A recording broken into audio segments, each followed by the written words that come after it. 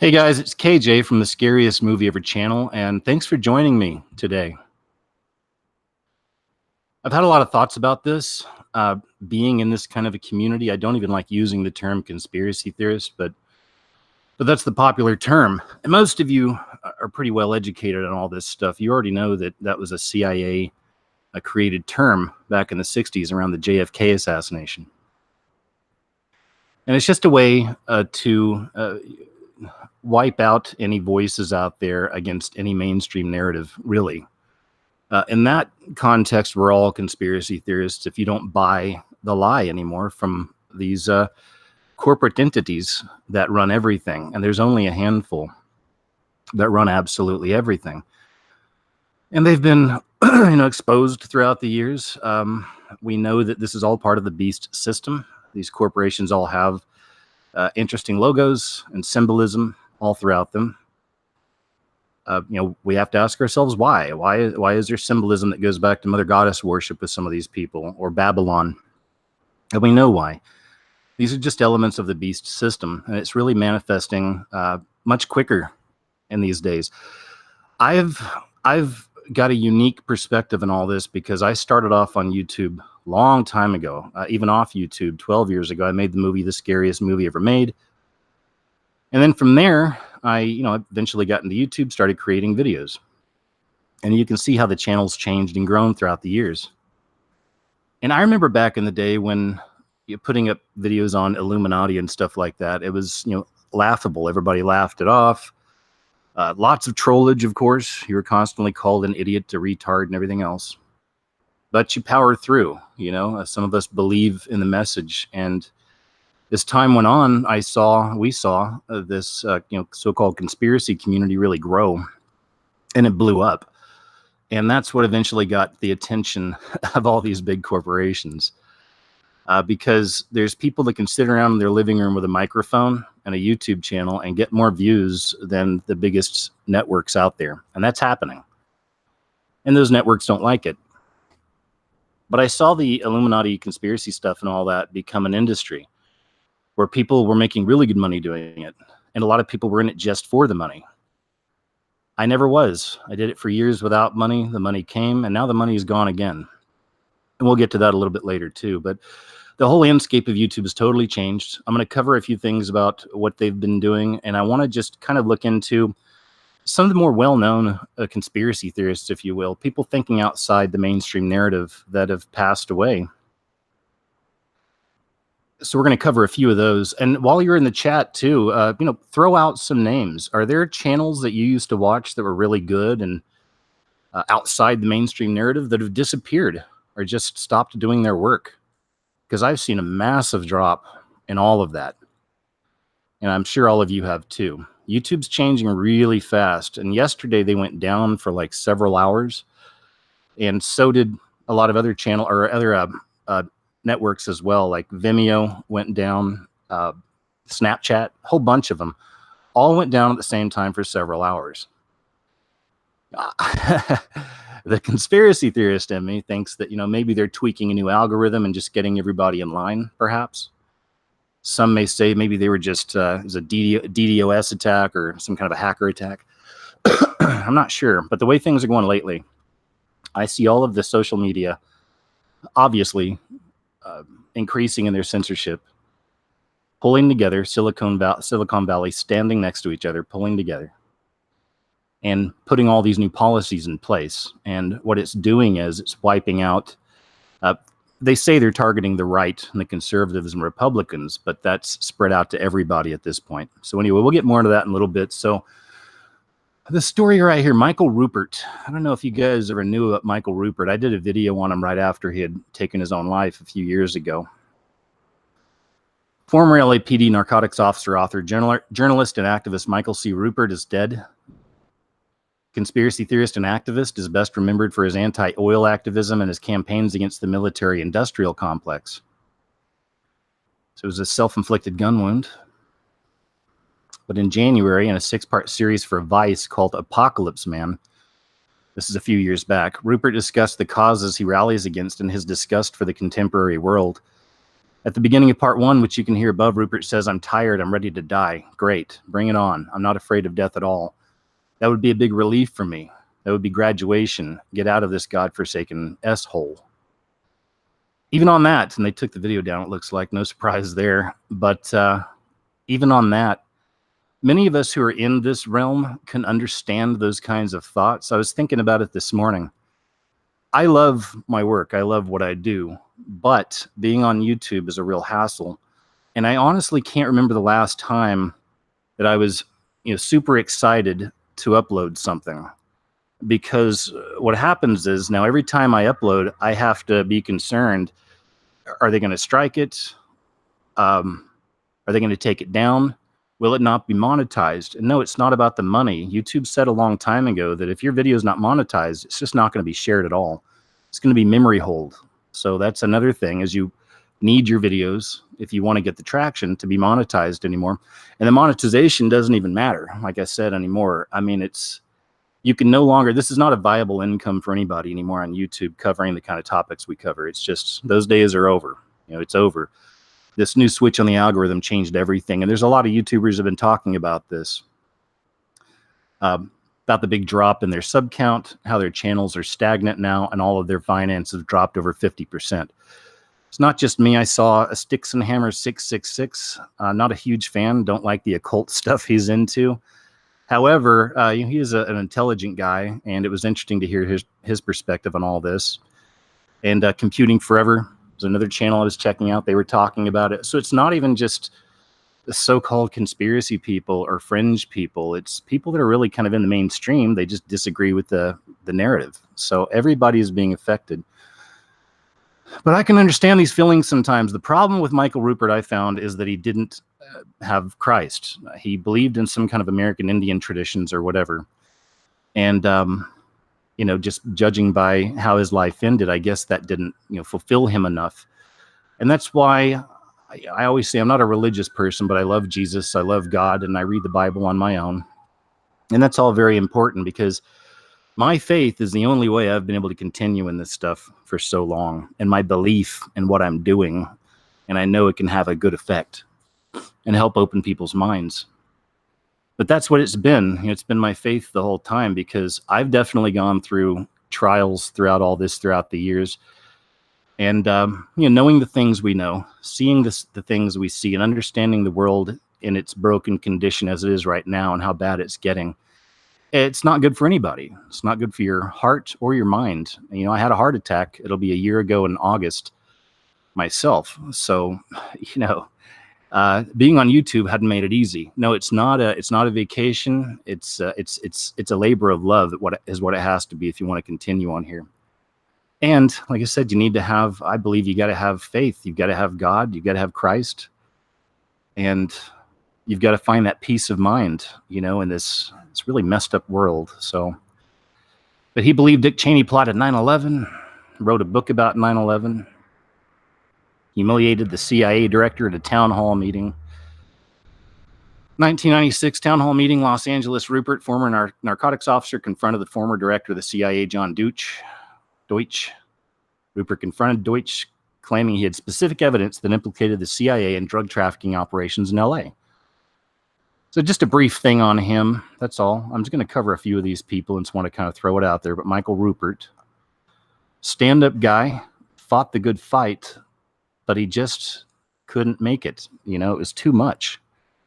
And I understand that. Like I said, if you don't have faith, if you don't have some kind of an anchor, you need to have that spiritual anchor where you can go back to and find your peace of mind. And you got to take a lot of breaks from all this kind of work and YouTube in general. I found a good balance in my life personally, but it's still kind of nerve-wracking being on YouTube and uploading. Like I said, it's beyond the money at this point. Now it's like, will my channel stay here? Is it safe? Can I keep uploading? So it's, pray for us, please. We definitely need it out here. This is a real battle, and it's certainly heating up quite a bit. Here's one right here. Do you remember this guy? Thomas Brinkley. This was an interesting case too. Very interesting case. He's been gone now about 5 years. 5 years now.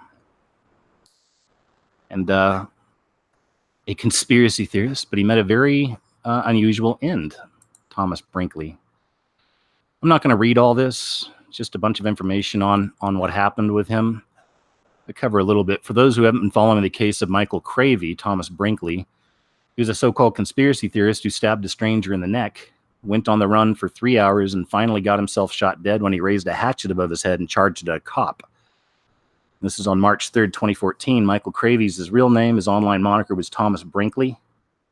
The March 16th Gainesville Sun article provides further clues as to what happened. Even with all this, this is a very strange case. A very strange case.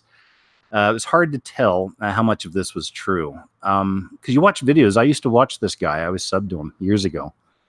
And he's just a regular dude. And he has an apartment that, hanging out in his apartment, and he had just views outside the mainstream narrative, right? But here's some things here. The Sun article has one or two inaccuracies, but a couple of inaccuracies don't make a conspiracy. For example, cross city to Gainesville is 51 miles. And so Cravey would need to have averaged 122 miles per hour to average by 6:55 a.m. if he had really left Cross City at 6:30. The logical explanation is that his mother's estimate of about 6:30 was inaccurate, and it was nearer 6. Also, Michael's younger brothers are Nicholas and L.B. Cravey. Whatever. Disinformation agents love to cite the odd inaccuracy or two as proof that an incident is a major conspiracy with the police, the press, and hundreds of others collaborating behind the scenes in some type of false flag or psyop, probably involving mind control. Although psyops abound, along with social bots such as the journalist Karina Santos, the only psyop in relation to Cravey most likely did not begin until after his death, when disinfo propagators suggested that the events on March 3rd, 2014 were faked by the police. Now, that is interesting, but there are some strange things with him that we have to look into. I'm looking down here and see. He believed, here it is, he believed that he was a part of the Aurora shooting psyop, you know, the Aurora shooting, and he had the kid that was kind of had his hair colored up and looked like the Joker. I mean, that was a huge psyop, that one was, and that one's been picked apart by plenty of people. But he believed that somehow he was connected with that psyop, that somehow they were going to try to make him like the next Aurora shooter kind of a guy. And he talked about this a lot in his videos. So that's one to consider. You know, like I said, he kind of looked like the Aurora shooter too as well. But I think his biggest mistake and what really probably eventually got him, no matter what actually happened in this case, is that in his videos, he explained that he was calling the alphabet agencies. He was calling the FBI. He was calling the CIA. He was trying to help him out. So he thought, he's telling him that, right here it is, Michael Cravey thought there was a connection between him and James Egan Holmes, the Aurora shooter. He was right. Both imagined themselves to be fictional Batman Joker characters, and both became dysfunctional individuals with mental health problems, including psychosis, which made them a danger to society. The person who wrote this obviously has their opinion made, it seems. Cravey never sank to the same level as Holmes, a cold-blooded killer, although he did stab and slash Cliff Preston about 7 times, including 3 times in the back. And that's different than what I remember reading from the original news stories. So there's a lot of strange things there. But, you know, the big mistake is don't call the alphabet agencies, okay? We don't call the CIA. We don't call the FBI. Leave them alone, okay? Because then you're on their radar. I think there's another story over here on him. Here it is. Here's one of the news stories. Florida man Michael Cravey fatally shot near University of Florida after running at police with hatchet. A man who ran at police with a hatchet fatally shot. According to Ben Tobias, a public information officer for the Gainesville Police Department, 28-year-old Michael Cravey was shot by an officer around 10 a.m. The officer remained uninjured, and a trauma alert was issued for Cravey suffering from multiple gun wounds. That's about all they give. They don't give a lot more. The campus police said a couple were leaving their car when they were approached by a man wielding a knife. Now it's a knife. The man stabbed one victim and ran away, prompting the victim's wife to call 911. The alert was issued. Bleed in a black Jeep. Additionally, car crash on a nearby road is believed to be connected to Cravey. And then that's when apparently he ran at an officer with a hatchet and they shot him. So now, some of you may have looked into this in the past. Maybe you have your own information. Maybe you have your own perspectives. Please share them with us. I thought the Michael Cravey was an interesting case. Had to throw this one in here, of course, the strange death of Max Spears. While he was alive, Max Spears was virtually unknown outside ufology and conspiracy theory circles, but in death, the 39-year-old British man has found increasing notoriety thanks in part to the confusing circumstances and unusual behavior that surrounded his passing. Spears was attending a UFO conference in Warsaw this past June, and this is a few years ago, where he intended to present his theories and research into UFOs. Before he could speak, he died suddenly, apparently while sleeping on an acquaintance's couch. Details are few and difficult to track to reputable sources. Most of the coverage of Spears' death has been sensationalistic, claiming that he died vomiting a black fluid. That claim is tough to verify, they say, but all the other stories said that was true. What we do know is Spears is 39. As far as his wife and family, we're aware he was in good health. That was kind of the most interesting thing about his passing, is the vomiting of black fluid, or black goo, perhaps, right? And the fact that he was into UFOs. We've even seen the black goo associated with UFOs and entertainment. And the X-Files, the big baddie throughout the entire series, is a black goo. It's an alien black goo that can get inside you and take over. So I thought that was interesting there. Max Spears, another well-known, semi-famous conspiracy theorist who's passed. No need to go a lot into Isaac Cappy. That's already been torn into by plenty of people. He's another one, though. Another kind of suspicious death, too, as well, right? So some of you may be, and I've seen a lot of videos. I haven't watched them, but I see a lot of them on the side there on YouTube where people are investigating Isaac Cappy and trying to figure out what really happened. So it's another interesting one as well, I'd say. Now, what I want to do is just go ahead, and I just want to cover a few of those. I'm going to switch gears and go over here now to YouTube. Let's look at some of the stuff with YouTube and how this all kind of started. Let me see. Here it is right here, I think. Yeah. A few years ago, they launched this ridiculous YouTube Heroes program. That's, to me, that was really the beginning of the end, because it's since then it's gotten a lot worse.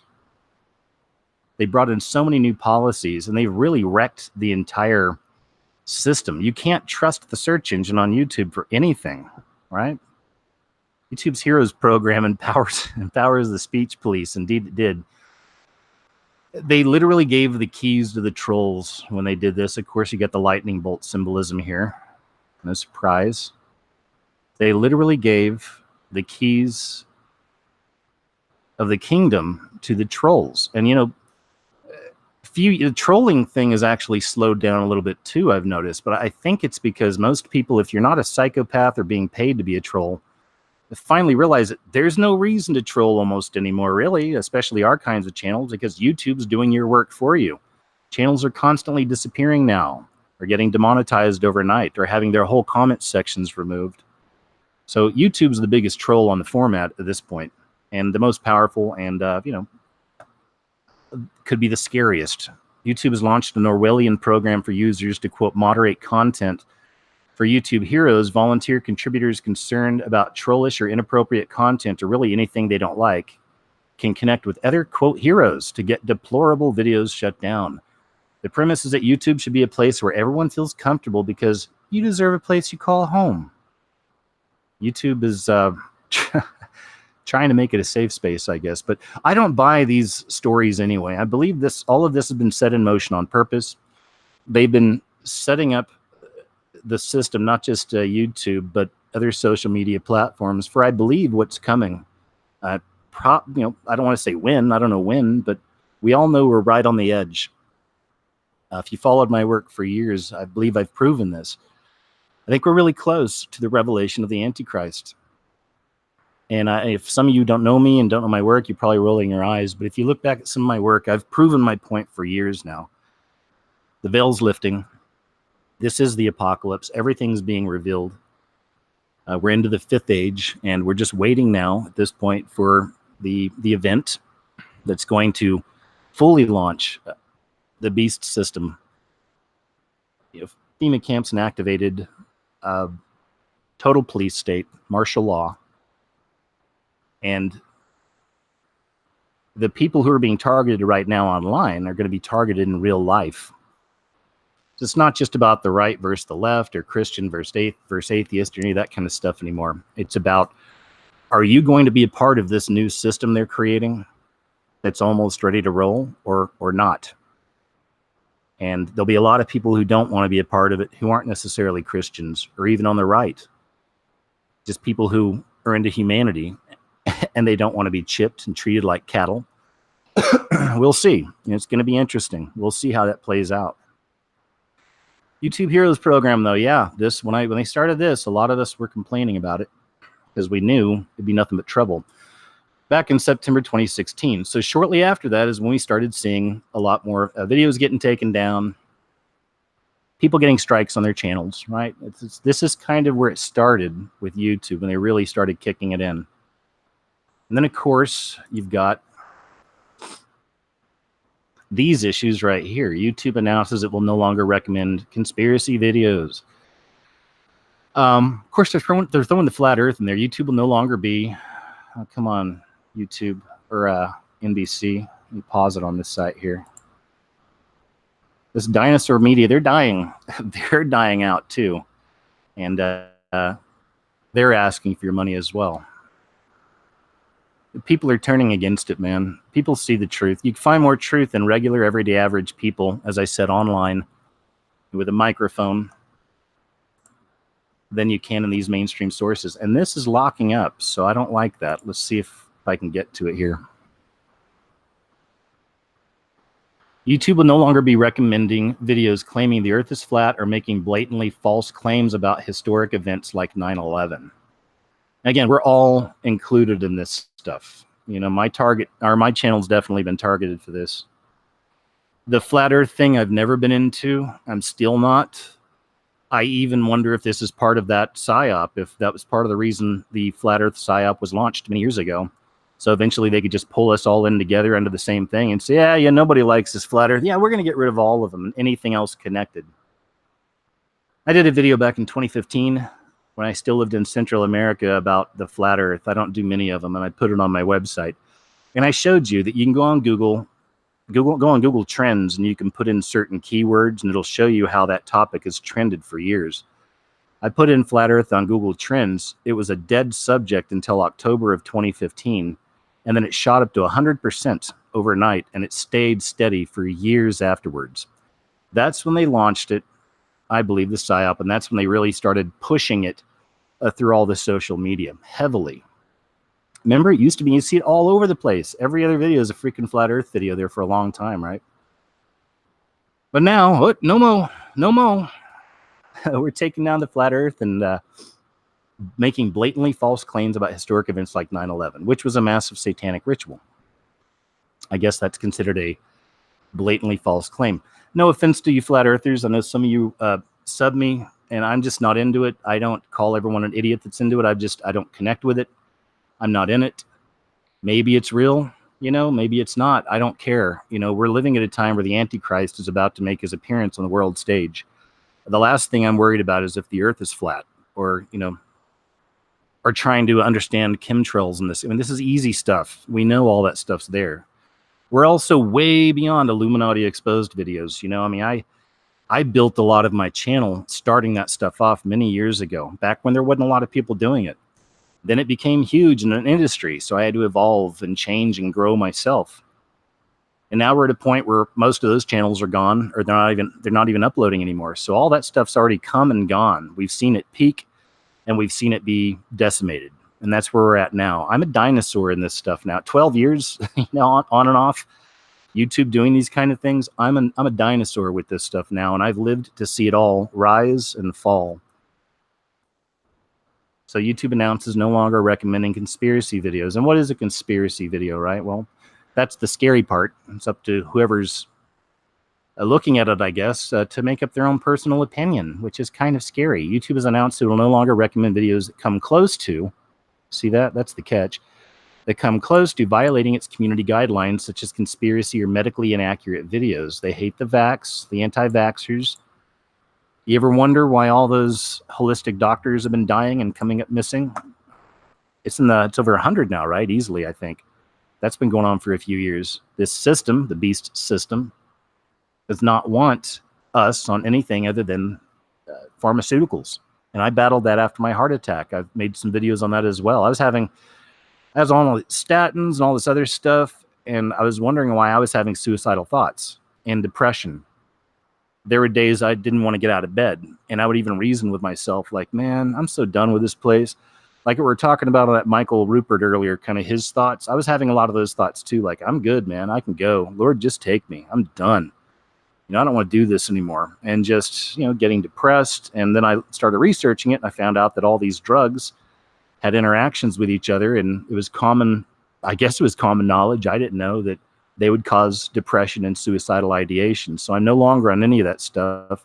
I'm pretty much all herbal at this point, and exercise and diet. I'm kind of eating mainly vegan, vegetarian now. But anyway, on Saturday, a former engineer of Google, YouTube's parent company, hailed the move as a historic victory. It's a historic victory now that they're no longer recommending videos that come close to violating its community guidelines, such as conspiracy or medically inaccurate videos. So they already told us they were going to do it. This is back in January, but they didn't really kick it in until like the last month or so. That's when a lot of us have seen these major changes in our channels.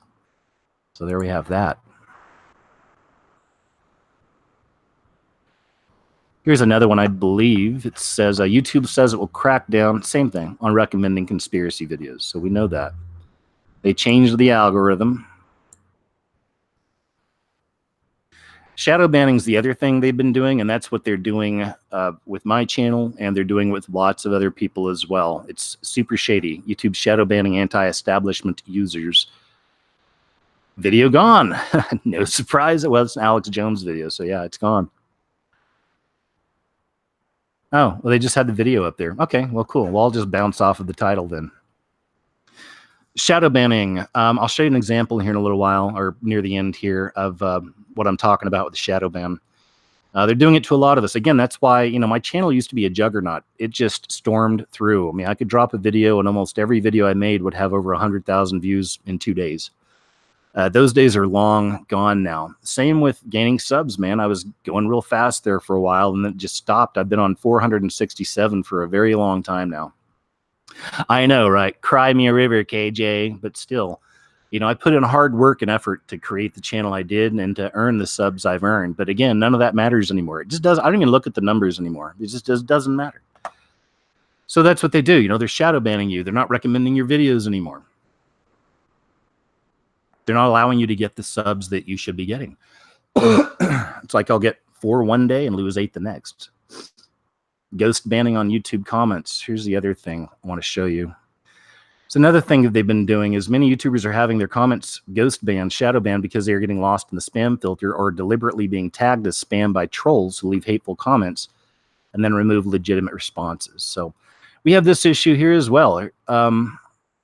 There should be no limit to how often YouTubers can comment, and there needs to be a simple system to make sure that users are not being unfairly banned. Don't even get into that. Again, we get the basics of that. They're attacking the comment sections as well. YouTube's made those changes too. So, and they put that story out not long ago that now, this came out about a month ago, now you can get in trouble on YouTube if you're not monitoring your own comments. So they say they have people moderating your comments. It doesn't matter. Now, if somebody puts some disgusting, nasty comments in there, you may be held liable for their sickening comments. So it's another policy YouTube's implemented to destroy itself. And that's really what I wonder sometimes, if that's what they're doing. Let's jump over here to this one right here. I just watched a little bit of this today. I'll see if I think I can play some. Place discriminatory new actions to disable every single comment section on all of our videos. And I say that word discriminatory knowing the implications of it, and I mean it 100%. The reason this is discriminatory is because they're doing it under the mask of protecting children from predators. Before we continue, let me show you who this fella is. A friend of mine mentioned this to me this morning, actually. Special books by special kids. Wow, I could barely watch some of these videos. I started getting tears in my eyes. This is an incredible channel. I wish I'd known about it before. But I'm subscribed now, and it is beautiful. These people who run this channel have wonderful hearts. They're interviewing all these different children with different disabilities, and it's absolutely amazing what they're doing. They're doing a real service here. Beautiful work. Beautiful work. It's too tough for me, to be honest with you. I'm an old softy. I've got a big heart, and stuff like this just brings tears to my eyes when I see this kind of a thing. So special books by special kids. And now we go back here, and let's hear a little bit about what they're saying and what happened to them. But they're only selecting certain channels featuring at random. It seems like it is at random. Really random, and I don't want to push it, but it seems like channels that are larger or that have corporate or advertisers behind them, that they're not being impacted at all, even if their content is more subjective to the type of predation that they're trying to combat. And if you know our channel, you know that all of the comments are positive. We've been selected to have our comments disabled, and they will not communicate with us what puts us at high risk for predatory comments, as they've stated it. We found out our comments were disabled a few hours ago, and right away we filmed a video. In this video, we're angry and we're open and we're raw. We hope you can appreciate those emotions, and we hope that you feel them. For the past 4 years, we've been doing everything we can to help give a voice to people. To give them a platform. They have a voice, but we give them the platform to use that voice. And we've interviewed countless people with disabilities and conditions with two purposes. The first purpose is to get their voice out there, give them that platform so they can communicate with the world. And the second purpose is to let the world communicate with them, to show the people who we meet that there is good in the world. That they are valued and that they are accepted. That so many people understand them and love them and want them to be included. And I just feel like YouTube just took that from us. They've ripped. I won't keep playing too much because, you know, again, YouTube, right? You're playing someone else's content. But as they say, you know, YouTube ripped it from them, and they would never explain why they did it. And they also go into detail about how there's a lot of other channels that feature kids that are still monetized and fine. But for some reason, their channel, you can see right down here, all the comments are disabled for this video. And they make a good point. I mean, this was awesome for these children. They even said that throughout the years, some of these children have passed away after they interviewed them, and their parents liked to come back and read the comments and see all the love and support from all around the world for these kids. All this stuff is gone now. Just another example of these whack policies, and it makes me wonder.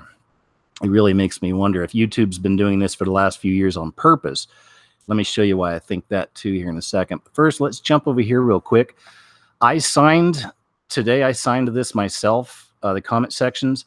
You can send them a couple bucks. I sent them $20, you know, just because. But they're looking for 500,000 to sign it. They got 457,267 so far. So please consider going here to change.org. Reinstate SBSK, Special Books for Special Kids comment sections on YouTube. Really sad it's come to this, you know, that you have to do this. But again, I don't buy the whole YouTube can do what it wants to. Man, they have, you know, they have changed so much. It ran fine many years ago with all the creeps and everything on there, and they were still able to kind of take care of it and police it. We policed it for them. You know, the people watching these videos will report like really creepy, nasty stuff, right? I mean, it's like we had it taken care of. But we'll get into that too. Then the other corporations started getting involved and going after YouTube, and that's kind of what changed. I'll show you some of that too. So anyway, just consider this, please. I thought this was really a sweet thing here. Now we go over here. So now we have. This is happening a lot. BuzzFeed. I can't stand BuzzFeed. Ugh, if ever there was a wicked organization run by a bunch of soy boys. BuzzFeed and the outrage mob hound foul-mouthed 14-year-old off YouTube. I covered this in one of my news stories not long ago. But the fact that BuzzFeed, you know, can hit YouTube up and say, hey, you know, we got a real problem with this person or a real problem with that person. You need to take them down. And YouTube complies. It's pretty disgusting. It's another example here. Vox's, this just happened May 31st, 2019. Vox's Carlos Maza calls on YouTube to ban Steven Crowder for harassment. And looks like they're doing it. Crowder had to put out a video recently basically begging to have his channel like remain. The money's gone from there. They only sell merchandise, and I think he sells something on his website, but I'm pretty sure he's demonetized at this point too. But anyway, so there we go. So we have more of these people like this, little wimps, right? Little wimps, little soy boys, little effeminates. I'm just saying it's true, that are calling the shots. BuzzFeed orders YouTube to demonetize anti-vax videos. YouTube complies. So again, we see how these corporations are working with each other on all this. CNN pushes YouTube to ban Alex Jones, demonetize video channel. We know what happened to Alex Jones. Have you ever heard of him? Maybe not. Probably in another year or so, no one's going to even have heard of the guy. New people will never have heard of him. He's harder to find. That's for sure. But they depersoned him, completely deplatformed him, and depersoned him. There's one thing I forgot to throw in I was going to show. I mentioned this in my last news show.